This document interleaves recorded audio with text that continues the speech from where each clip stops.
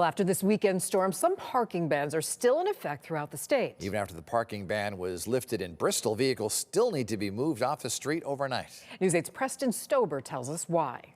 Since this weekend, plow drivers have had to clear more than a foot of snow off the roads. A tall task in Bristol. A parking ban was in effect from this weekend until Tuesday morning, causing those parked on the street to find an alternative. We do encourage them to speak to neighbors, try to work something out. We do now have a new parking garage here in downtown Bristol. There are available spaces, and I do know that some people availed themselves of that.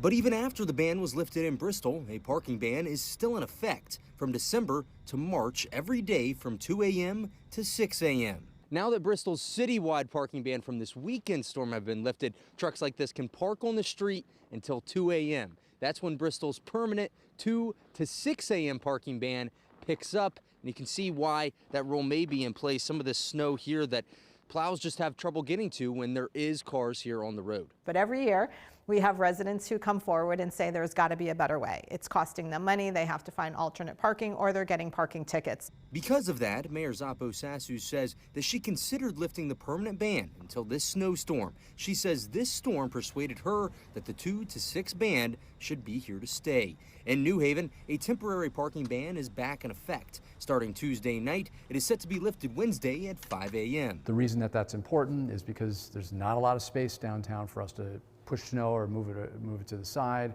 Obviously, traffic downtown can be a little bit more congested, and so we need more space to open up the lanes. The majority of parking bans around the state for this weekend storm have been lifted, many of them on either Monday or Tuesday. In Bristol, Preston Stober, News 8.